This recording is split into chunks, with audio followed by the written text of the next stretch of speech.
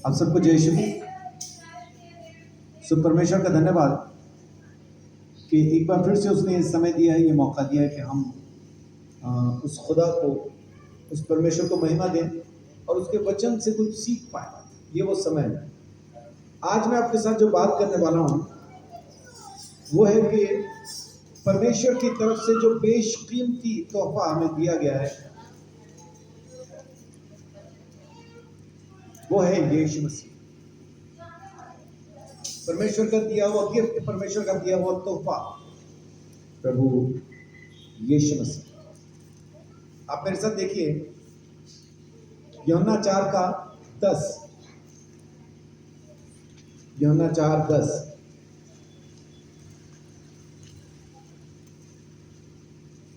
यीशु ने उत्तर दिया, यदि तू परमेश्वर के वरदान को जानती और यह भी जानती कि वह कौन है जो तुझसे कहता है मुझे पानी पिला, तो तू उससे मांगती और वह तुझे जीवन का जल देता। आमीन। प्रभु यीशु मसीह क्या कह रहा है कि यदि तू ये जानती कि कौन तुझसे बात कर रहा है, अगर तुझे ये पता होता कि तेरी बात किससे हो रही है, अगर तू जानती। यहां जो शब्द है ना जानती,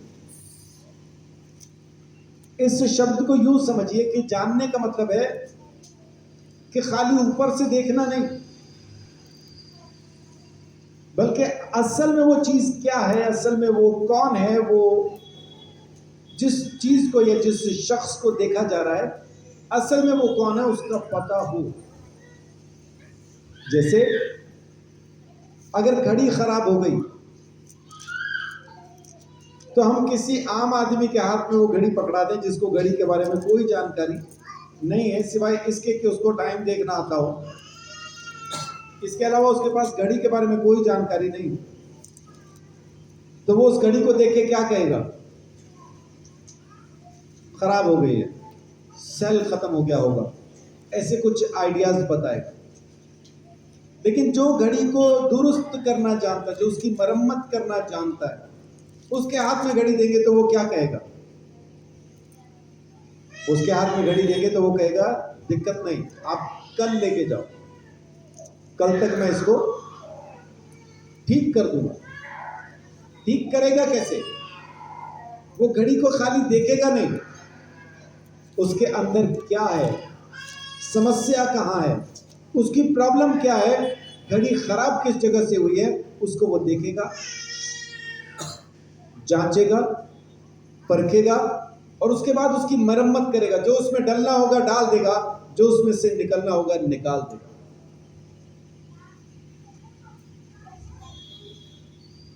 और फिर उस घड़ी को वो ठीक करके आपके हाथ में दे देगा। अब यहां पे भी प्रभु यीशु मसीह उस औरत को क्या कह रहे हैं? अगर तू जानती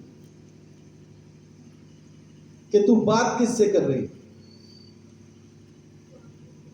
परमेश्वर के उस वरदान को अगर तू जानती, परमेश्वर के गिफ्ट को अगर तू पहचानती, तो तू मुझसे मांगती और मैं तुझे जीवन का जल देता। अब वो देख तो रही है यीशु मसीह को, लेकिन उसको यीशु में और कुछ दिखाई नहीं दे रहा सिवाय एक शख्स के, एक यहूदी इंसान के, जो उसके सामने खड़ा होकर उससे पानी मांग रहा है। और उसने पहली बात कही, तू तो यहूदी है, तू मुझसे पानी मांग भी कैसे सकता है? और यीशु मसीह उसको जवाब क्या देता है? अगर तू जानती होती कि खड़ा कौन है, परमेश्वर का वो गिफ्ट जो तेरे सामने खड़ा, अगर तू उसको पहचानती तो तू उससे मांगती और वो तुझे जीवन का जल देता, वो देता तुझे जीवन का जल। यानी मैं, अगर मुझे तू पहचानती होती, मैं तुझे जीवन का जल देता। परमेश्वर के इस गिफ्ट को हम बहुत बार पहचान नहीं पाते कि असल में परमेश्वर ने हमें दिया क्या है, उपहार दिया क्या है। परमेश्वर ने हमें कौन सा गिफ्ट दे दिया, हमें बहुत बार पता नहीं चलता। हम खाली यीशु मसीह तक रह जाते हैं कि यीशु मसीह हमें मिल गया और उतना काफी है। इतना काफी नहीं, जानकारी जरूरी है कि परमेश्वर का उपहार आखिर है क्या। जब वो कह रहा है कि मैं परमेश्वर का उपहार हूं, मैं वो गिफ्ट हूं जो खुदा ने तुम्हें दिया है, तो उस बात को समझना भी जरूरी है। तो थोड़ा सा देखते हैं कि और क्या क्या चीजें इसके अंदर शामिल होती। इफिसियों 2:8, प्रभु यीशु मसीह में और क्या परमेश्वर का उपहार है और गिफ्ट क्या है। इफिसियों 2:8, क्योंकि विश्वास के द्वारा अनुग्रह ही से तुम्हारा उद्धार हुआ है, और यह तुम्हारी ओर से नहीं वरन परमेश्वर का दान है। आमीन। क्या लिखा है? विश्वास के द्वारा अनुग्रह ही से तुम्हारा उद्धार हुआ है, और ये तुम्हारी ओर से नहीं है, तुम्हारे कर्मों से नहीं है, बल्कि क्या है? परमेश्वर का वरदान है, गिफ्ट है। इंग्लिश में जब आप पढ़ते हैं तो वहां पे लिखा है it is a gift of God. ये परमेश्वर का उपहार है, परमेश्वर के द्वारा दिया गया एक गिफ्ट है। गिफ्ट को कोई कमा नहीं सकता, गिफ्ट कोई कमाता नहीं है, गिफ्ट दिया जाता है, आप सिर्फ उसको एक्सेप्ट करते हैं, सिर्फ ले लेते हैं, वो है गिफ्ट। आपके जन्मदिन पे कोई आए और वो अरबोंपति आदमी हो, अब वो तो अपने हिसाब से गिफ्ट लाएगा ना। हम बेशक किराए के मकान में रहते हैं, लेकिन वो अरबोंपति आदमी है, उसके पास अरबों रुपया है, और आपको किसी तरह से वो जानता है, आपने उसकी कहीं कुछ ऐसी मदद कर दी कि अब वो आपकी इज्जत भी बहुत करता है, और आपको अब वो आपके जन्मदिन पे गिफ्ट भी देना चाहता है। तो क्या जाने जब वो आता है तो आपके लिए वो 1 किलो सोना ले आए, उसके लिए कुछ नहीं है, वो हमारे लिए वो 1 किलो सोना, उसके लिए वो कुछ नहीं होगा, लेकिन वो 1 किलो सोना लेने के लिए क्या आपको दाम चुकाना होगा? दाम नहीं चुकाना, वो लेके आया, आपको सिर्फ उसे स्वीकार करना है। इसको कहते हैं गिफ्ट। परमेश्वर ने उद्धार गिफ्ट में दिया है, ये प्रभु यीशु मसीह में है। हमारा उद्धार यीशु है। यीशु मसीह के अंदर आपको क्या क्या मिलता है? खाली यीशु नहीं मिल गया, यीशु में और क्या क्या चीजें आपको साथ में फ्री में आती हैं। उसमें सबसे पहली और बड़ी चीज है आपका उद्धार, आपके पापों के दंड से आपकी माफी, ये प्रभु यीशु मसीह में आपको मिलती है। परमेश्वर ने जो आपको उपहार दिया है जिसका नाम यीशु मसीह है, उस पैकेज के अंदर बहुत कुछ आपको दिया है। सबसे पहली चीज दी है आपके पापों से आपको छुटकारा, आपको उद्धार यीशु में परमेश्वर ने दिया, वो हमारे कर्मों से नहीं है। लेकिन आज की तारीख में भी अपने को सुनने को क्या मिलता है? यीशु मसीह जल्द आने वाला है, अपने आप को तैयार करो। जो तैयार होगा, जो पूरी तरह से निर्दोष होगा, जो पाप नहीं कर रहा होगा, उसको परमेश्वर अपने साथ लेके जाएगा। आज की तारीख में भी यही सुनने को मिलता है। मैं ये नहीं कह रहा हूं कि जाओ जाके पाप करो, मैं ये कह रहा हूं कि जब ये कहा जाता है ना, तो इसका मतलब है कि यीशु मसीह के दिए उद्धार के अंदर कमी है। मुझे भी करना होगा तब मेरा उद्धार होगा, नहीं तो मेरा उद्धार नहीं होगा। तो फिर मुझे बताएं, फिर यीशु मसीह को मरने की जरूरत क्या थी? फिर तो कोई भी जानवर बलि चढ़ा देते, उसके लहू के साथ फिर अपने कामों से आप उद्धार पा लेते। वहां पे यीशु मसीह को बलि चढ़ना क्या जरूरी था? लेकिन यीशु मसीह बलि भी चढ़ गया, और उसके बावजूद भी हम कहते हैं कि वो सूली भी चढ़ गया। लेकिन हमें भी कुछ काम करना होगा। लेकिन 8वें आयत में आपने क्या पढ़ा? क्योंकि विश्वास के द्वारा अनुग्रह ही से तुम्हारा उद्धार हुआ है, आमीन, और ये तुम्हारी ओर से नहीं वरन परमेश्वर का दान है। हाँ, और 9वीं आयत पढ़िए। और ना कर्मों के कारण, ऐसा ना हो कि कोई घमंड करे। कर्मों के कारण नहीं है, कहीं ऐसा ना हो कि तुम कर्मों की वजह से घमंड करो कि देखो मैं बड़ा धर्मी हूं इसलिए मेरा उद्धार हो गया। तुम्हारा नहीं होगा, क्योंकि तुम पापी हो। तो पापियों के लिए खुशखबरी है कि पापियों को यीशु मसीह ने, उस परमेश्वर ने उद्धार फ्री में दिया है, मुफ्त में दिया है, गिफ्ट दिया है प्रभु यीशु मसीह की सूरत में। आमीन, आमीन। और दूसरी चीज, लूका 5 का माफ कीजिए, रोमियो 5 का 16। जैसा एक मनुष्य के पाप करने का फल हुआ, वैसे ही दान की दशा नहीं, क्योंकि एक ही कारण दंड की आज्ञा का फैसला हुआ, परंतु बहुत से अपराधों के कारण ऐसा वरदान उत्पन्न हुआ कि लोग धर्मी ठहरे। आमीन। इस वरदान की वजह से लोग क्या ठहरे? धर्मी। यानी परमेश्वर ने आपको धर्मी ठहराया है प्रभु यीशु मसीह में, जस्टिफाई किया। कितने लोग कंप्यूटर जानते हैं? कंप्यूटर में जब आप टाइप करते हैं तो उसमें एक जस्टिफाई की ऑप्शन आती है। जब आप कुछ टाइप कर रहे होते हैं ना, कुछ लंबा टाइप करते हैं, जैसे खबरें टाइप करते हैं, अखबार में खबरें, या मैगजीन के लिए, या किसी किताब के लिए कुछ लिखते हैं, या अपने लिए कुछ एक लंबा आप कुछ लिख रहे हैं, तो उसमें एक ऑप्शन होती है जस्टिफाई की। उससे क्या होता है?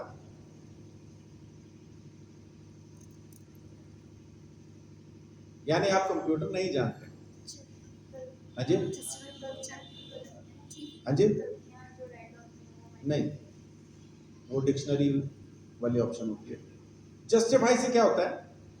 जब आप टाइप करते हो, कोई लाइन लंबी होती है, कोई छोटी होती है, कोई आगे निकल गई होती है, कोई इधर को निकली होती है, कोई कहाँ निकली होती है, कोई कहाँ निकली होती है। लेकिन जैसे ही आप उसको जस्टिफाई करते हैं, वो बिल्कुल मार्जिन में आ जाती है, वो सीधी हो जाती है, बिल्कुल एक उसमें आ जाती है, इधर का मार्जिन उधर का मार्जिन बिल्कुल बराबर आ जाता है, और वो एग्जैक्टली बिल्कुल सीधा हो जाता है, ना कोई लाइन इधर निकली होती है ना उधर। इसका मतलब है अब सब कुछ बिल्कुल सही है, कुछ भी इधर उधर निकला हुआ नहीं है। परमेश्वर भी आपको यूं ही जस्टिफाई करता है। हमारी जिंदगी में बहुत सारे काम, कोई इधर निकला होता है, कोई उधर निकला होता है, कोई आड़ा होता है, कोई तिरछा होता है, कोई कैसा कोई कैसा, लेकिन जब परमेश्वर जस्टिफाई करता है, हम परमेश्वर के साथ सीधे हो जाते हैं, हम परमेश्वर के साथ सीधा जुड़ जाते हैं। आमीन। ना कोई इधर रह जाता है, ना कोई उधर रह जाता है, परमेश्वर सीधा हमें अपने साथ जोड़ लेता है। हम पापी हैं तो किसकी नजर में हैं? अगर हमने पाप किया है तो किसकी नजर में किया है? इंसान की या परमेश्वर की? परमेश्वर की। दोषी कौन ठहराएगा? मनुष्य या परमेश्वर? अपने को धर्मी होना किसकी नजर में जरूरी है? इंसान की या परमेश्वर की? परमेश्वर। लोग इंसान की नजर में धर्मी होना चाहते हैं, मेरा धर्म तेरा धर्म, उसमें धर्मी होना चाहते हैं, है ना? हमारा धर्म सनातन धर्म। कोई भी धर्म सनातन नहीं है, क्योंकि इंसान ने शुरू किया है। जब तक इंसान को बुद्धि नहीं आई, लिखना पढ़ना नहीं आया, कोई धर्म शुरू नहीं हुआ। जैसे इंसान ने लिखना पढ़ना शुरू किया, धर्म शुरू होते। तो धर्म सनातन नहीं है। अगर कोई सनातन है तो स्वयं परमेश्वर है। वो परमेश्वर है जो सनातन है। उससे पहले कोई नहीं था, उसके बाद भी कोई नहीं होगा। सिर्फ परमेश्वर है जो सनातन था, सनातन है, सनातन रहेगा। आमीन। वो है सनातन। परमेश्वर की नजर में आप धर्मी कैसे ठहरते हैं? लोग कहते हैं जी अपने कर्मों से। परमेश्वर कह रहा है तेरे कर्म मैले चितड़ों के समान है, तो उनकी वजह से और भी ज्यादा पापी दिखाई देता। तो फिर कैसे ठहरे धर्मी? परमेश्वर ने ही वो बटन दबा के हमें जस्टिफाई कर दिया। परमेश्वर के हाथ में कंप्यूटर है, परमेश्वर के हाथ में कीबोर्ड है, वही टाइप करता है, और जस्टिफिकेशन की ऑप्शन जब वो वहां पे यूज करता है, तो हम परमेश्वर के साथ जस्टिफाई हो जाते हैं, धर्मी हो जाते हैं। परमेश्वर ने आपको धर्मी बनाया। ये आपको जो धर्मी बनाया गया ना, वो आपके कर्मों की वजह से नहीं है। क्या लिखा है? वरदान की वजह से। पढ़िए तो एक है इसी आयत को दोबारा से। जैसा एक मनुष्य के पाप करने का फल हुआ, वैसे ही दान की दशा नहीं, क्योंकि एक ही कारण दंड की आज्ञा का फैसला हुआ, परंतु बहुत से अपराधों के कारण ऐसा वरदान उत्पन्न हुआ कि लोग धर्मी ठहरे। हाँ, ऐसा वरदान उत्पन्न हुआ कि लोग धर्मी ठहरे। तो माने ये आपको गिफ्ट में दिया गया, ये धार्मिकता परमेश्वर ने आपको गिफ्ट में दी है। आप अपने पापों की वजह से अपने आप को परमेश्वर से दूर न रखें। हम परमेश्वर से दूर क्यों होते हैं? क्योंकि मैं सोचता हूं, मैं अपने मन के अंदर ये एक बात को, विचार को बना के रखता हूं कि मैं पापी हूं, और इस वजह से मैं परमेश्वर के सामने नहीं पहुंच पाता। प्रार्थना नहीं कर पाता, वचन नहीं पढ़ पाता, परमेश्वर की महिमा नहीं कर पाता, मैं पापी हूं बोल के, परमेश्वर क्या कह रहा है? मुझे पता है कि तू पापी है, लेकिन देख मैंने तुझे धर्मी ठहरा दिया। अब और कोई दूसरा है नहीं जो तुझे पापी ठहराए, मैंने तुझे धर्मी ठहरा दिया, अब तुझे पापी ठहराने वाला और कोई नहीं है। मैं ही हूं जो तुझे पापी या धर्मी ठहरा सकता है, और मैंने प्रभु यीशु मसीह के द्वारा तुझे धर्मी ठहरा दिया। आमीन। सो प्रभु यीशु मसीह हमारा धर्म भी है, माने हमारी धार्मिकता कौन है? प्रभु यीशु मसीह। परमेश्वर ने ये चीज हमें गिफ्ट में दी, दान में दी, फ्री में दी, प्रभु यीशु मसीह में दी। और देखिए तीसरी चीज, प्रेरितों के काम 8:20।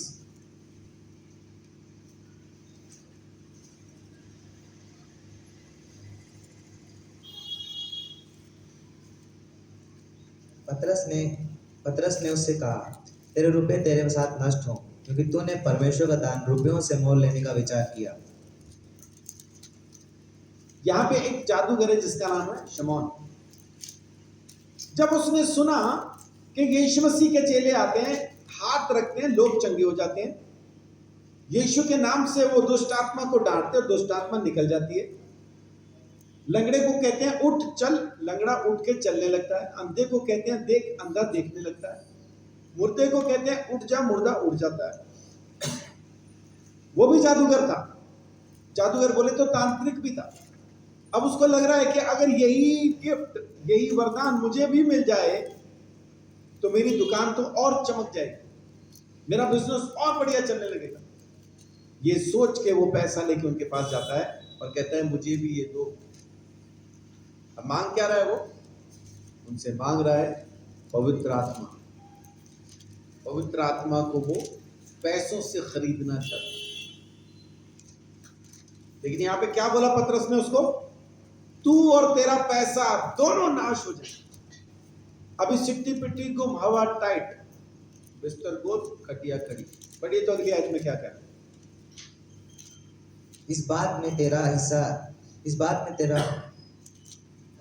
में ना तेरा हिस्सा है और ना भाग, क्योंकि तेरा मन परमेश्वर की ओर सीधा नहीं। आगे बढ़ते जाइए। इसलिए अपनी इस बुराई से मन फिराकर प्रभु से प्रार्थना कर, संभव है तेरे मन का विचार क्षमा किया जाए, क्योंकि मैं देखता हूँ कि तू पित्त की सी कड़वाहट और अधर्म के बंधन में पड़ा है। शमौन ने उत्तर दिया, तुम मेरे लिए प्रभु से प्रार्थना करो कि जो बातें तुमने कही उनमें से कोई मुझ पर ना आ पड़े। पैसे नहीं लो, दिक्कत नहीं, पवित्र आत्मा ना दो, समस्या नहीं, लेकिन जो तुम कह रहे हो ना, ये नहीं होना चाहिए मेरे साथ।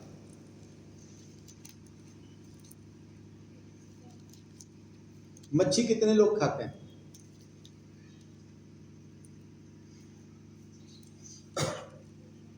उसके अंदर एक हिस्सा होता है जिसको कहते हैं पित्त। अगर फूट जाए तो क्या होता है? पूरी मछली कड़वी हो जाए, पूरी मछली,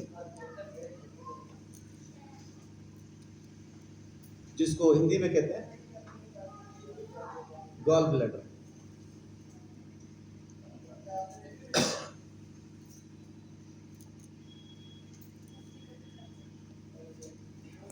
गॉल ब्लैडर के अंदर क्या चीज होती है जो तली हुई चीजों को, सब चीजों को, ऐसी सब चीजों को हजम होने के लिए मदद करती है ना? वहां पे एक ऐसा वो एसिड है, मतलब, हाँ जी, इसीलिए मैंने इंग्लिश में बताया ना, क्योंकि हिंदी में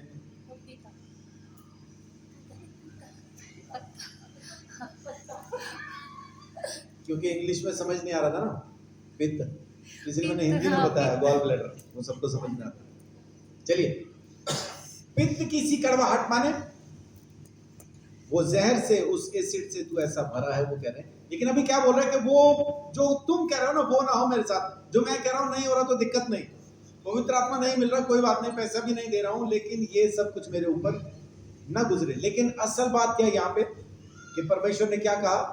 पवित्र आत्मा तुम्हारे लिए वरदान है। अब पवित्र आत्मा पाने के लिए हमें करना क्या है?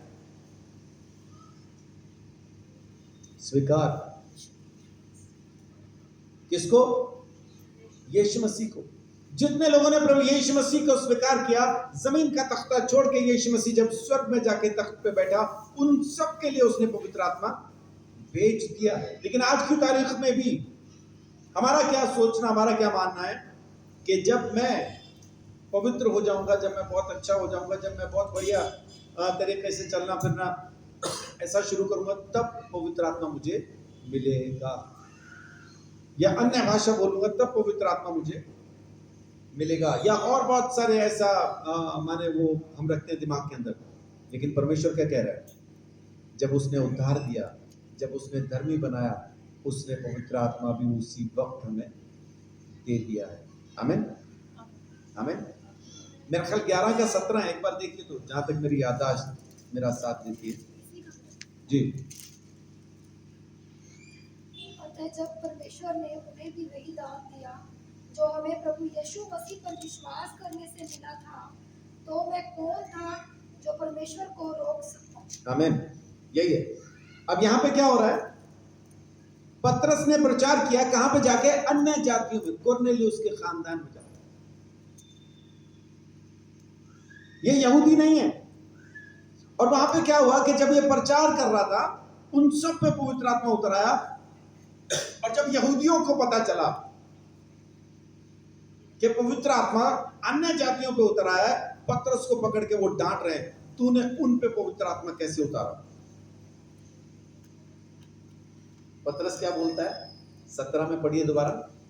अतः जब परमेश्वर ने उन्हें भी दान दिया जो हमें प्रभु यीशु मसीह पर विश्वास करने से मिला था। हमने जब यीशु पे विश्वास किया, जो गिफ्ट हमें मिला था, वही गिफ्ट अगर परमेश्वर ने उनको दे दिया, तो मैं कौन था जो परमेश्वर को रोक सकता? मैं कैसे रोकता?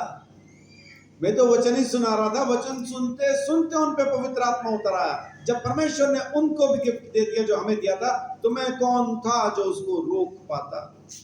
यहूदी आके उसको डांट रहे, तूने क्यों उतरवा दिया? और मैंने थोड़ी उतरवाया, मैं तो बता रहा था। ये तो खुद हैरान था, उतरा है। इसकी तो खुद समझ में नहीं आया था कि ये क्या हो गया। बहुत बार हम अच्छा बुरा इंसान देखते हैं और ये सोचते हैं इस पे पवित्र आत्मा नहीं उतरना चाहिए, इस पे नहीं उतरेगा, और उस पे उतरा है तो हम बोलते हैं पवित्र आत्मा थोड़ी दुष्ट होगा।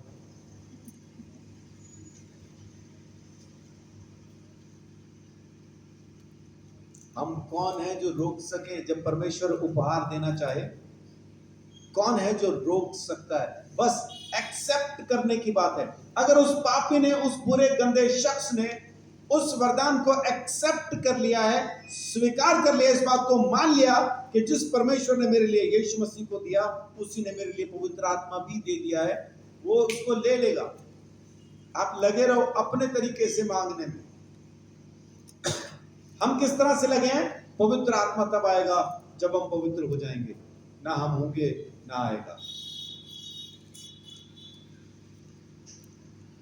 ना नौमन तेल होगा, न राधा नाचेगी। तो आप नौमन तेल इकट्ठा करते रहो,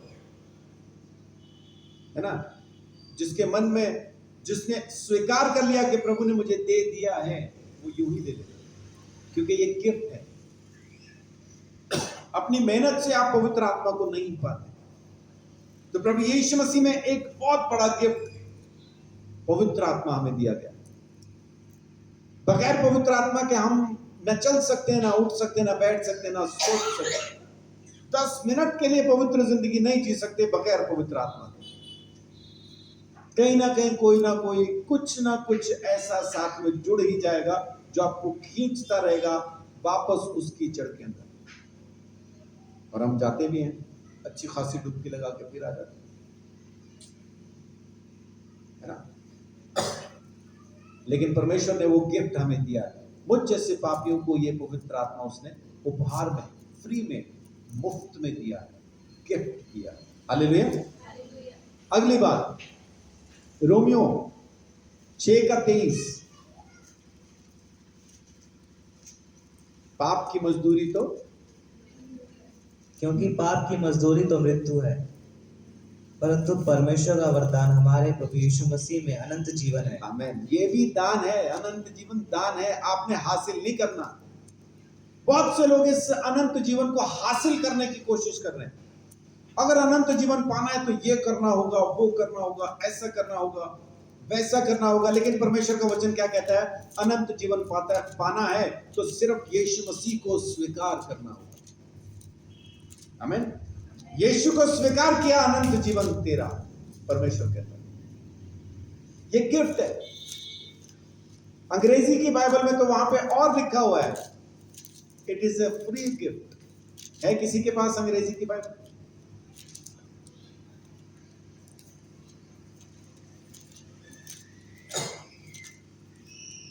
रोमियो 6:23,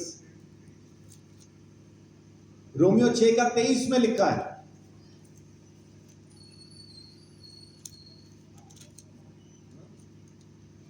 क्या लिखा है? रोमियो 6:23 में लिखा है, for the wages of sin is death, but the free gift of God is eternal life in Christ Jesus our Lord. It is a free gift, है ना? इंग्लिश की बाइबल में गिफ्ट के आगे भी फ्री लगा है, माने पक्का पता चल जाए हमें, बिल्कुल मुफ्त है। और वो क्या है? अनंत जीवन, जिसके लिए बहुत से लोग आज भी कोशिश कर रहे हैं कि ये करूं तो मिल जाए, वो करूं तो मिल जाए, ऐसा करूंगा तो अनंत जीवन मिलेगा, वैसा करूंगा तो अनंत जीवन मिलेगा। आपको सिर्फ एक काम करना है, प्रभु यीशु मसीह को अपना प्रभु स्वीकार करना है और अनंत जीवन परमेश्वर की तरफ से मुफ्त में उसने आपको दिया। आमीन। ये गिफ्ट है।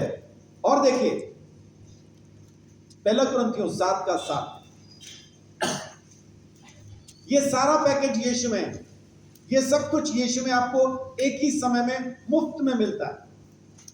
7:7 में क्या लिखा है? अलग अलग तरह के गिफ्ट हैं, सबके लिए अलग अलग गिफ्ट हैं। मैं यह चाहता हूँ कि जैसा मैं हूँ वैसे ही सब मनुष्य हों, परंतु हर एक को परमेश्वर की ओर से विशेष विशेष वरदान मिले हैं, किसी को किसी प्रकार का और किसी को किसी और प्रकार का। आमीन। अब यहाँ पे क्या, ये कौन सी गिफ्ट है? ये है किसी को चंगाई का, किसी को भविष्यवाणी का, किसी को अन्य भाषा। अन्य भाषा का जो वरदान है ना, आप एक तो अन्य भाषा बोलते हैं और एक है अन्य भाषा का वरदान, बोलना। एक है अन्य भाषा हम बोलते हैं जो किसी को समझ में नहीं आती, हमें भी नहीं आती, और एक है वरदान। वरदान में और इस भाषा में क्या फर्क है? अन्य भाषा जो हम बोलते हैं, जो हमें समझ में नहीं आती, सुनने वाले को भी समझ में नहीं आती, कोई नया आदमी आए सोचे पागल हो गए, ये कौन सी वाली भाषा है? ये हमारी आत्मिक उन्नति की भाषा, क्योंकि हमें प्रार्थना करना नहीं आता। पवित्र आत्मा हमारी सहायता करता है हमारी प्रार्थना करने में कि हम बोले परमेश्वर के सामने वो चीजें जो हमें बोलनी नहीं आती। ये अन्य भाषा है। और अन्य भाषा का वरदान, मैं गया रशिया, मुझे रशियन नहीं आती, और वहां पे मुझे खड़ा कर दिया गया स्टेज के ऊपर, और परमेश्वर अचानक से मुझे वो मेरी जबान को वो अनुग्रह करता है और मैं वहां पे रशियन बोलने लगता हूँ। ये आत्मा का वरदान है, ये अन्य भाषा का वरदान है। एक है चंगाई विश्वास के द्वारा, हाथ रखो बीमार चंगा हो जाएगा। अब इसमें हमारे विश्वास पे डिपेंड करता है, कभी होता है कभी नहीं भी होता। कभी हम विश्वास में मजबूत होते हैं तो कैंसर भी चंगा हो गया, और कभी कभी हम विश्वास में कमजोर होते हैं, सर दर्द भी नहीं जा रहा। ये विश्वास वाली, यीशु ने कहा विश्वास करने वालों में ये चिन्ह होंगे, बीमार पे हाथ रखेंगे बीमार चंगे हो जाएंगे। और एक है चंगाई का वरदान। चंगाई के वरदान में जब आप जाते हो, आप में विश्वास हो ना हो, ये वरदान काम करता है। कैंसर के मरीज को देख के, हड्डियों पे खींची हुई चमड़ी है, बस हड्डियों के ढांचे पे चमड़ी खींच रखी है, बस उसको लेमिनेट किया हुआ है, हड्डियां है ना, हवा में सूख ना जाए इसीलिए चमड़ी चढ़ाई हुई। उसको देख के पास्टर के मन में क्या आता है, या उस शख्स के मन में क्या आता है जो वहां पे प्रार्थना के लिए गया है, बचेगा तो नहीं। ऑलमोस्ट खत्म है, लेकिन चलो मुझे बुलाए तो प्रार्थना कर देता हूं। अब वहां पे वो उस पे हाथ रख के प्रार्थना करके आ जाए। साउथ से एक पास्टर आए थे जिनका नाम है जेसन। उन्होंने ये गवाही बताई थी कि एक बहन ने उनको बुलाया अपने घर पे और कहा कि मेरे पति के लिए प्रार्थना करो, मेरा पति बहुत बीमार है, मरने जैसी हालत में है, उसके लिए प्रार्थना करो। प्रार्थना करना शुरू किया और जब इन्होंने जाके देखा तो वो हालत वही थी जो मैं बता रहा हूं। इन्होंने सोचा बचेगा तो नहीं, लेकिन चलो इन्होंने हाथ रखा, यीशु के नाम में चंगा हो जा, कैंसर को डांटा, आ गए। कुछ 6 महीने के बाद फिर दोबारा उसी इलाके के अंदर मीटिंग की। ये बहन फिर दोबारा दिखाई दी इनको भीड़ में। अब ये इस बहन से बचना चाह रहे हैं क्योंकि सोच रहे हैं कि आएगी आके बताएगी जी आप आए थे, प्रार्थना करके गए, लेकिन मेरे पति बचे नहीं। अब ये बचना चाह रहे हैं, लेकिन वो कहां बचने दे रही है, वो रुकी है वहां पे जब तक मिल ना ले। ऑलमोस्ट मीटिंग खत्म होने के बाद वो बहन इसके पास आती है और उनके साथ एक आदमी भी आता है और आके इनके पास खड़ी होती है। बोले पास जी पहचाना? बोले हाँ पहचान तो लिया। अब ये पूछ भी नहीं रहे तेरा पति कैसा है, क्योंकि मन में तो यही था मर गया होगा। तो कह रही पास जी आप आए थे मेरे हस्बैंड के लिए, आपने प्रार्थना की? कह रहे हाँ जी मैंने प्रार्थना की थी। तो वो जो हट्टा कट्टा आदमी साथ में खड़ा था बोल रही अब देखो बिल्कुल ठीक है। ये पहचान के बाहर था। हड्डियों का ढांचा एक हट्टे कट्टे आदमी में 6 महीने के अंदर बदल गया। अब ये पास्टर भी देख रहा है, अच्छा ये ठीक हो गए। क्या जिस दिन आप प्रार्थना करके गए उसके बाद जब इनका चेकअप कराया तो इनके शरीर में कैंसर नहीं था, बस कमजोरी थी, और उसके बाद खाते पीते ठीक हो गए। तो इस पास्टर के विश्वास ने चंगा नहीं किया, पवित्र आत्मा के वरदान ने वो चंगाई की। विश्वास वरदान है। विश्वास वरदान है। एक विश्वास जो हम कर लेते हैं कि यीशु मसीह प्रभु है, और एक विश्वास अनदेखी चीजों का, जो देखी नहीं, जो आंखों के सामने नहीं है, जो हमें पता नहीं मिलनी कब है, उसका विश्वास करना, ये वरदान है।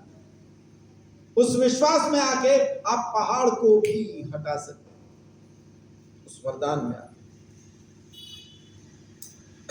अलग अलग तरह के वरदान, परमेश्वर का वचन कहता है कि मैंने सबको अलग अलग तरह के वरदान दिए हैं। आपको कौन सा वरदान दिया उसको खोजिए, जांचिए, इस्तेमाल करना शुरू कीजिए। हम में से ऐसा कौन है कि जिसके पास कोई आए जन्मदिन पे उसको गिफ्ट दे के जाएं, उसको 15 डिब्बे मिले, माने सब पैक्ड हैं, उन पे गिफ्ट रैप चढ़ा हुआ है। हम में से ऐसा कौन है जो उसको खोलेगा ही नहीं कभी? गिफ्ट देके गए, 15 गिफ्ट मिले, लेकिन कभी नहीं खोलेंगे, ऐसा कौन है? मेरी बेटी वान्या, उसको दिया, वो तो इधर उधर देख के उसी टाइम अंदर जाके खोल के देखाती है कि क्या मिला इसमें। हम में से कौन है जो कभी नहीं खोलेगा? हम में से कोई भी नहीं है, सब खोलेंगे। लेकिन हम में से सारे हैं कि परमेश्वर ने एक गिफ्ट दिया, उसको खोल के भी नहीं देखते इसमें है क्या। क्यों नहीं खोलते? क्योंकि पहले से ही पता है मुझसे, हमसे ना होगा।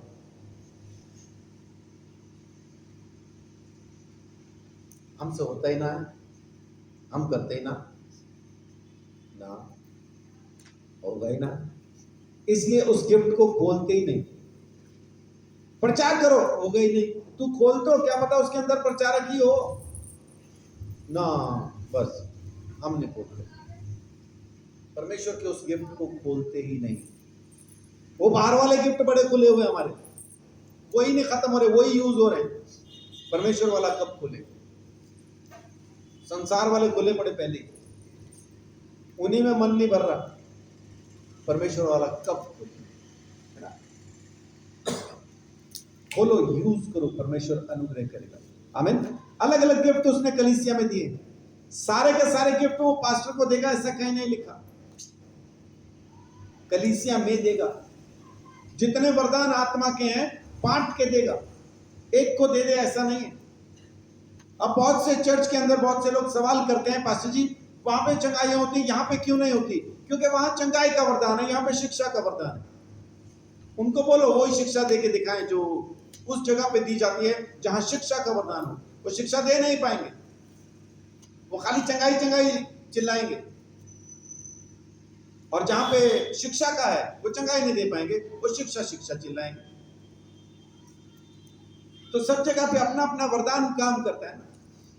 सबको एक ही लाठी से आप हाँक नहीं सकते, सब जगह पे अलग अलग वरदान काम करते हैं। अब जहां पे चंगाइयां हो रही है वो ये नहीं कह सकता यहां पे परमेश्वर है देखो यहां पे चंगाइयां हो रही है, और जहां पे शिक्षा है वहां वो ये नहीं कह सकता यहीं पे परमेश्वर है देखो सारी शिक्षा यहीं दे रहे हैं। वो अलग अलग वरदान है, सब जगह पे सारे वरदान काम करते हैं। अपनी कलीसिया के अंदर भी अलग अलग वरदान काम करना चाहिए। क्यों नहीं कर रहे हैं? क्योंकि सब सिर्फ एक ही शख्स को देखते हैं, जो करेगा यही करेगा। ऐसा नहीं है। भविष्यवाणी करनी है तो मैं नहीं करनी है, अन्य भाषा बोलनी तो मैं नहीं बोलनी है, ट्रांसलेशन करनी तो मैं नहीं करनी है, शिक्षा देनी तो मैं नहीं देनी, ज्ञान की बात करनी तो मैं नहीं करनी, बुद्धि की बात करनी है तो मैं नहीं करनी, समझ की बात करनी तो मैं नहीं करनी, चंगाइयां करनी है तो मैं नहीं करनी है। मतलब सब कुछ मैं नहीं करना है, तो स्वर्ग में फिर मैं ही चला जाऊंगा।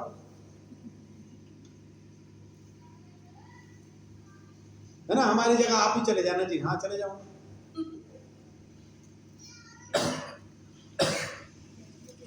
वहां के लिए नहीं मानेंगे, वहां के लिए बोलेंगे नहीं वहां तो हम भी जाएंगे, तो यहां भी आओ ना, हम भी यहां नहीं आ रहे, हम भी है ना। यहां तो काम ही बड़े हैं, यार दोस्त छोड़े तो हम आए, है ना। दोस्ती पीछा छोड़े तो हम यीशु को पकड़े, दोस्ती पीछा नहीं छोड़ते। और दोस्तों के लिए मेरा मानना क्या था, मेरा ऐसा सोचना था कि मेरे दोस्त तो मेरे लिए जान देने को तैयार है ना, मेरे लिए जान देने को तैयार है मेरे दोस्त। वो बाद में पता चला 50 रुपए देने को तैयार नहीं थे वो।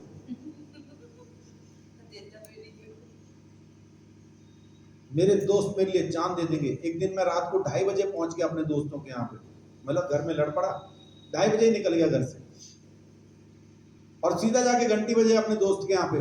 मेरे दोस्त ने मेरे को देखा, कहा तू रात को क्या कर रहा है? मैं कहा मैं लड़ पड़ा घर से, घर पे आज तेरे यहाँ सोऊंगा। पागल है तू? उसने दरवाजा बंद किया, पीछे मेरे को सड़क पे ले आया। पागल है तू? मैं क्या कहूंगा अंदर? बोल, मैं कहा तेरा दोस्त आया और मैं पूरा लहर में।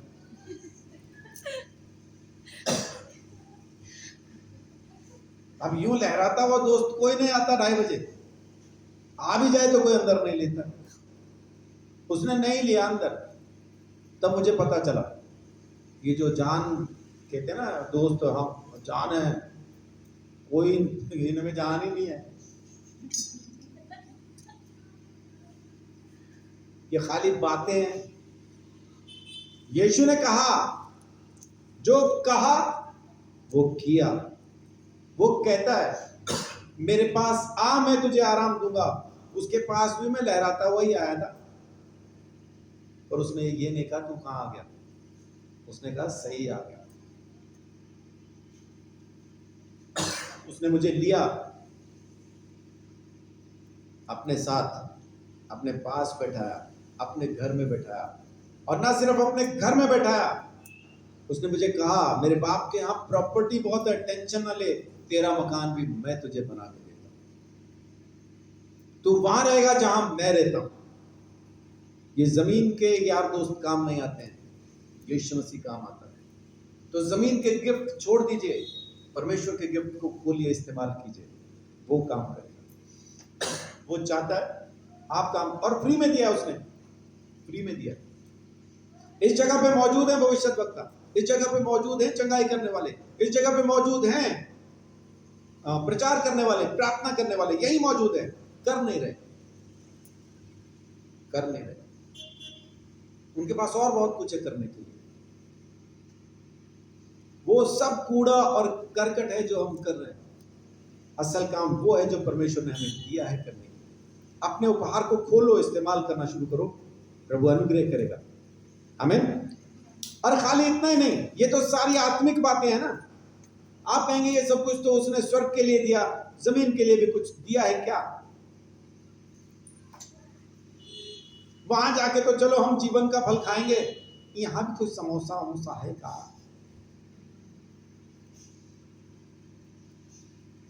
कानो एक आध टुकड़ा दे, यहाँ भी खाई। यहाँ के लिए भी परमेश्वर ने बहुत कुछ आपके लिए रख छोड़ा है। आमीन। सबोपदेशक 5 अध्याय उसकी 19 आयत। वरन हर एक मनुष्य जिसे परमेश्वर ने धन संपत्ति दी हो और उनसे आनंद भोगने और उनसे अपना भाग लेने और परिश्रम करते हुए आनंद करने की शक्ति भी दी हो, यह परमेश्वर का वरदान है। आमीन। क्या है ये? परमेश्वर का वरदान। क्या परमेश्वर का वरदान है? कि अगर परमेश्वर ने दौलत दी है, प्रॉपर्टी दी है, तो उसका आनंद लेने के लिए भी अगर आपको उसने सामर्थ्य है, ये परमेश्वर की तरफ से वरदान है।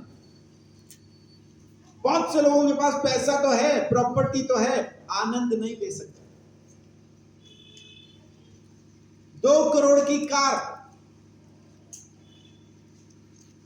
लेकिन डॉक्टर ने बोला है आपको पैदल ऑफिस जाना। क्यों? क्योंकि दिल में चर्बी बढ़ गई।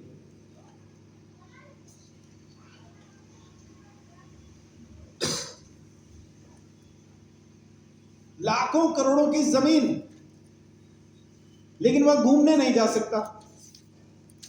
क्यों? क्योंकि लकवा मार गया, बिस्तर पे पड़ा है। अरबों रुपए हैं, लेकिन किसी काम नहीं आ रहे। क्यों? क्योंकि कोई लाइलाज बीमारी लगी जिसका इलाज ही नहीं हो पा। परमेश्वर का वरदान, दोबारा से पढ़िए तो क्या वरदान है? संपत्ति भी दी हो, प्रॉपर्टी भी दी हो, और उसको उसका आनंद उठाने के लिए ताकत भी दी हो, तो ये परमेश्वर की तरफ से वरदान है। पढ़िए तो। वरन हर एक मनुष्य जिसे परमेश्वर ने धन संपत्ति दी हो, उनसे आनंद भोगने और उसमें से अपना भाग लेने और परिश्रम करते हुए आनंद करने की शक्ति भी दी हो, यह परमेश्वर का वरदान है। हाँ, परिश्रम करते हुए आनंद लेने की शक्ति भी अगर दी हो, तो यह परमेश्वर की तरफ से वरदान है। और यह प्रभु यीशु मसीह में आपको फ्री मिलता है। प्रभु यीशु मसीह में आपको फ्री मिलता है। यह आनंद परमेश्वर में, प्रभु यीशु मसीह में आपको मिल सकता है, अगर आप उसके वरदानों को खोले तो, एक्सेप्ट करें तो। आप तो कहेंगे जी हड्डी हड्डी दुख रही है, जोड़ जोड़ दुखता है, चला नहीं जाता, उठा नहीं जाता, बैठा नहीं जाता, खाए तो खाया नहीं जा रहा, उगले तो उगला नहीं जा रहा, करे तो करे क्या, समझ में नहीं आ रहा। परमेश्वर का गिफ्ट खोलो,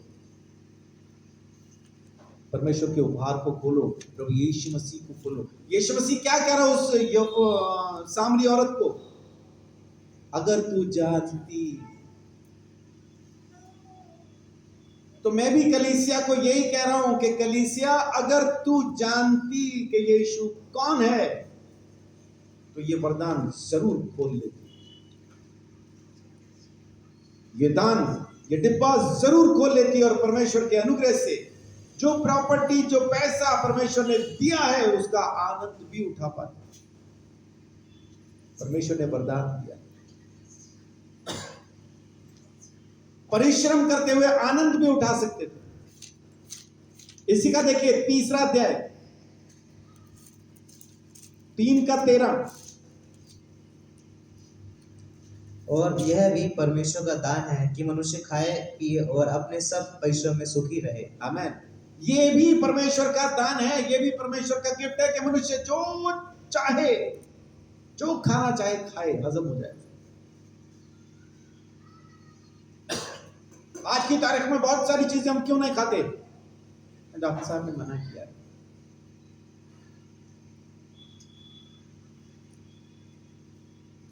देसी घी खाओ, नहीं, मना किया। क्यों?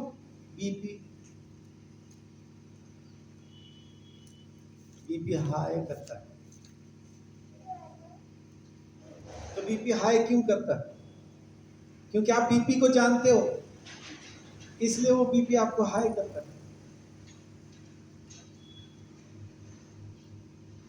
खा क्यों नहीं पा रहे? क्योंकि यीशु मसीह को नहीं जानते जैसा वो है। हमने यीशु का खाली नाम सुना, सामने खड़ा हुआ दिखाई दे रहा है, लेकिन उसको जानते नहीं, उसके अंदर क्या है, वो क्या क्या कुछ कर सकता है ये नहीं जानता। उसको जानना, पहचानना, यीशु मसीह को जानना जरूरी है। जब उसको जान जाएंगे तो तमाम चीजें, हर एक बात सही हो जाएगी, सब कुछ अपनी जगह पे बिल्कुल दुरुस्त आ जाएगा जब आप उसको जान जाएंगे। तो अगर नहीं जानते, नहीं पहचानते तो समस्या। वचन क्या कह रहा है? पैसा, प्रॉपर्टी भी आप एंजॉय कर सकते हैं अगर यीशु में है तो। यीशु के वरदान को खोल लेते हैं, परमेश्वर के उस दान को खोल लेते हैं, यीशु मसीह को जान लेते हैं। आप जो चाहें वो खा के उसको हजम भी कर सकते हैं अगर आप यीशु मसीह को जान लेते हैं, उसको पहचान लेते हैं। ये परमेश्वर की तरफ से दान है। ये खाली आत्मिक बातों के लिए दान नहीं है, जमीन के लिए भी है। हमें बहुत अच्छे से ये मालूम है कि यीशु मसीह मेरे लिए सूली पे चढ़ के मरा, उसके लहू बहाने से मैं मेरे पापों के दंड से आजाद हो गया, ये सबको विश्वास है। लेकिन उससे पहले उसने जो मार खा के हमें चंगाई दी है, उस चंगाई पर हम विश्वास नहीं कर पाते। उसके लिए आज भी हम बीमार हैं, आज भी परेशान हैं, आज भी अपने शरीर की समस्याओं को बताते हैं, मुझे ये परेशानी, मुझे वो परेशानी, मुझे ये समस्या, मुझे वो समस्या। कारण क्या? कारण ये कि प्रभु यीशु मसीह के उस वरदान को, उस गिफ्ट को हमने खोल के कभी देखा नहीं। जब तक हम उसके गिफ्ट को पूरी तरह से खोल नहीं लेते, तो प्रभु के गिफ्ट में क्या क्या मिलता है हमें? प्रभु के गिफ्ट में मिलता है अनुग्रह के द्वारा उद्धार, यीशु मसीह में धार्मिकता, पवित्र आत्मा, अनंत जीवन, अलग अलग तरह के उपहार, पैसे को एंजॉय करने के लिए वो सामर्थ जो परमेश्वर देता है, वो गिफ्ट हमें वहां से मिलती है। और साथ में सेहत, तंदुरुस्ती जो उस गिफ्ट में, ये भी वरदान है परमेश्वर का। मालूम है आपको, चंगाई परमेश्वर का वरदान है, ये तंदुरुस्ती परमेश्वर का वरदान है। आप चीजें खा सकते हैं, तंदुरुस्त नहीं हो सकते। लोग चीजें खाने की वजह से बीमार हो जाते हैं। परमेश्वर कहता है तुम खाओगे और तंदुरुस्त भी रहोगे, ये मेरी तरफ से तुम्हारे लिए वरदान है, और ये सब कुछ प्रभु यीशु में है। आमीन। लेकिन एक बात और कह रहा है वो साथ में,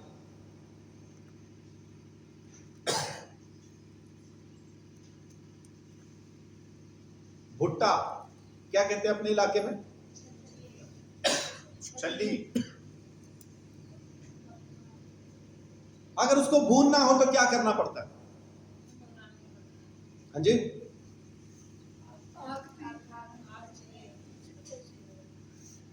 आग चाहिए। मतलब कोयले हैं, उस पे आपने रख दिया तो अपने आप वो भुन जाएगा, भुनता रहेगा। हाँ जी, हाँ, कोयला जला लिया, कोयला जला के उस पे रख दी तो भुन जाएगी। क्या करना पड़ेगा? तो उससे हो जाएगा। हाँ जी, पक्का मारना पड़ेगा। उससे क्या होगा? पंखा मारने से क्या होगा? अच्छे से भून देगा उस पर, क्योंकि आग प्रज्वलित हो जाएगी। प्रज्वलित का मतलब होता है पंखा मार के उसको और तेज करना, पंखा मार के उसको। परमेश्वर ने जो आपको वरदान दिए हैं, आज यूज नहीं कर पा रहे हम, पता भी नहीं लग रहा हमारे मन अंदर है भी कि नहीं। मेरे पास है कौन सा वो ही नहीं पता।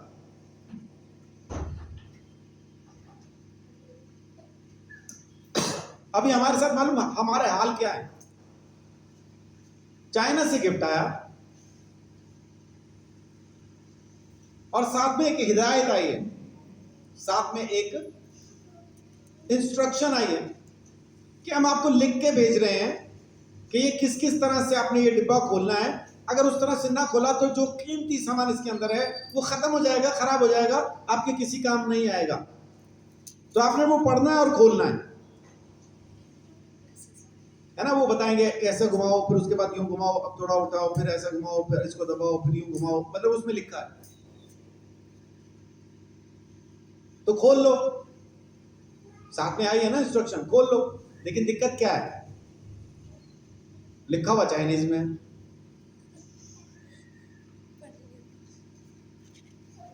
अब पढ़ लो, नीचे वो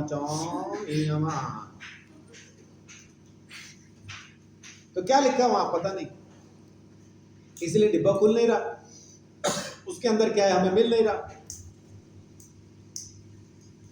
हम सबको बहुत बार क्या होता है, हमें पता ही नहीं होता कि मुझे गिफ्ट क्या मिला है, मुझे परमेश्वर ने वरदान क्या दिया है, नहीं मालूम। दूसरा तिमोथियस निकाल लीजिए, पहला अध्याय। बहुत बार हमें गिफ्ट के बारे में पता ही नहीं कि मिला क्या है। लेकिन यहां पे पौलुस एक सलाह दे रहा है, पहला तिमोथियस के अंदर, दूसरा तिमोथियस के अंदर, दूसरा तिमोथियस में पहले अध्याय के अंदर पौलुस एक सलाह देता है 6ठी आयत में। इसी कारण मैं तुझे सुधि दिलाता हूँ कि तू परमेश्वर के उस वरदान को जो मेरे हाथ रखने के द्वारा तुझे मिला है प्रज्वलित कर दे। प्रज्वलित कर दे, क्या करते? प्रज्वलित कर। हाँ, ये प्रज्वलित का मतलब क्या है? पंखा मार के इसको और तेज कर।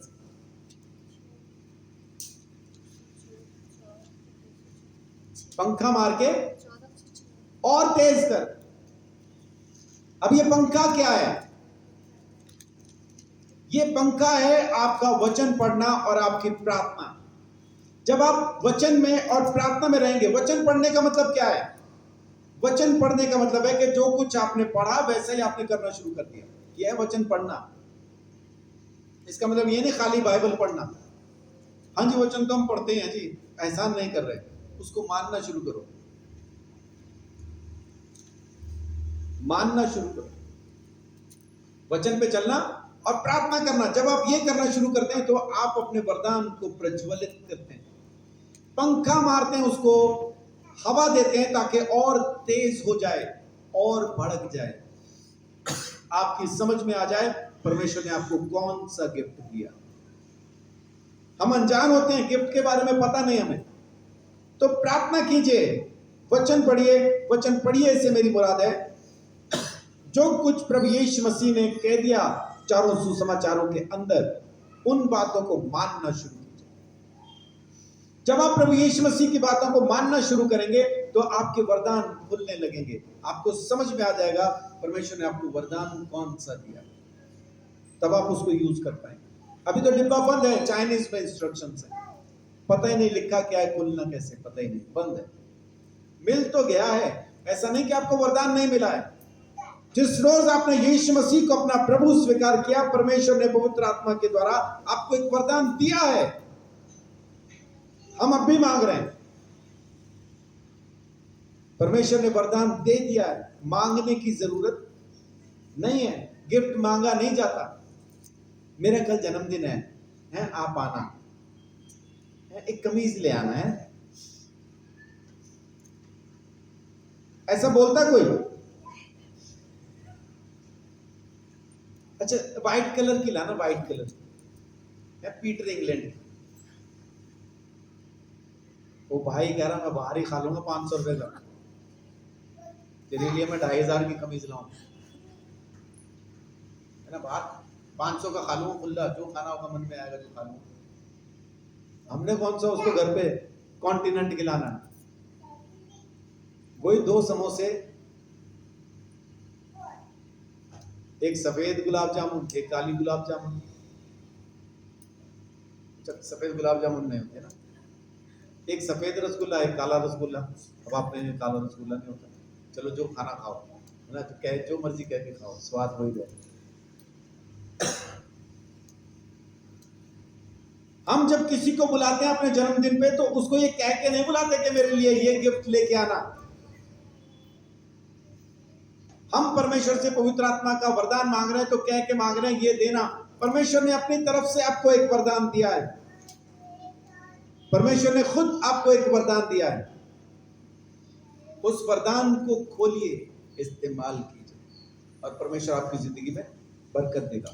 असल में वरदान क्या है? असल में परमेश्वर ने जो गिफ्ट दिया वो क्या है? यूहन्ना 4:10। असल जो गिफ्ट परमेश्वर ने दिया है वो है खुद प्रभु यीशु मसीह, स्वयं प्रभु यीशु मसीह।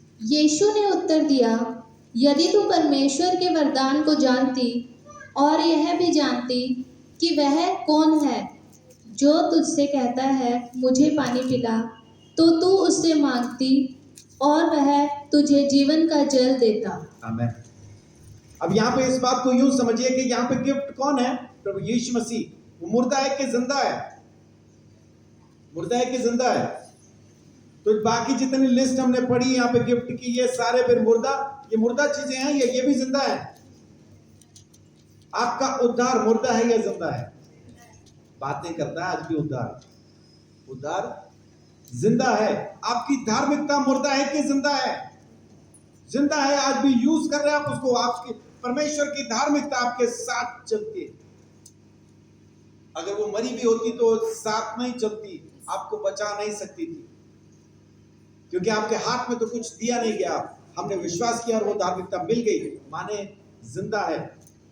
पवित्र आत्मा जिंदा है, अनंत जीवन जिंदा है, अलग अलग गिफ्ट जिंदा है, जमीन के ऊपर प्रॉपर्टी को एंजॉय करने की सामर्थ जिंदा है, चंगाई हासिल करने की सामर्थ जिंदा है। ये सारे गिफ्ट प्रभु यीशु मसीह की तरह से जिंदा हैं। आज भी आपकी जिंदगी में काम करना चाहते हैं। अपनी चंगाई के साथ बात कीजिए, उस सामर्थ के साथ बात कीजिए जो आपको प्रॉपर्टी एंजॉय करने के लिए परमेश्वर देता है। अपनी बीमारी के साथ बात कीजिए, निकाल बाहर कीजिए, चंगाई को अपने शरीर में आने दीजिए। बीमारी जिंदा है कि मुर्दा है? बीमारी भी जिंदा है, खून में दिखती है, ये घूम रही। आपके खून में इंफेक्शन आया है, वो कहां से आता है? वो मुर्दा है तो कहां से आएगा? दिखता है ना, खून में चलता फिरता इंफेक्शन दिखता है कि नहीं? दिखता है। अगर बीमारी जिंदा है तो चंगाई मरी हुई कैसे हो सकती है? बीमारी जिंदा है तो चंगाई भी जिंदा है, लेकिन बीमारी सदा के लिए जिंदा नहीं है, लेकिन चंगाई प्रभु यीशु मसीह में वो सदा के लिए जिंदा है, क्योंकि ये सब कुछ यीशु में है।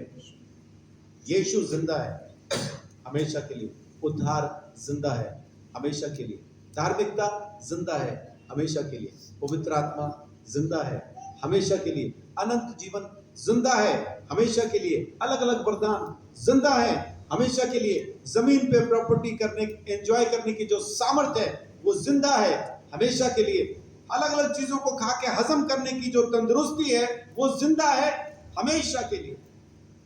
इस वरदान को, इस पैकेज को खोल के तो देखिए। इसलिए यीशु मसीह ने उस सामरी औरत को कहा, तू अगर जानती मैं कौन हूं तो तू मुझसे मांग।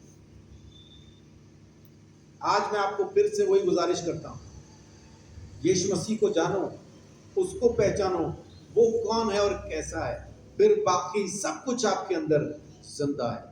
जमीन पे रहने की सामर्थ भी और अनंत जीवन पाने की सामर्थ, आत्मिक दुनिया में जीने की सामर्थ भी और शरीर में जीने की सामर्थ भी, सब कुछ जिंदा है। सो परमेश्वर आप सबको बहुत आशीष, बड़ी बरकत दे, अपने अनुग्रह के अंदर आपको संभाल के रखे।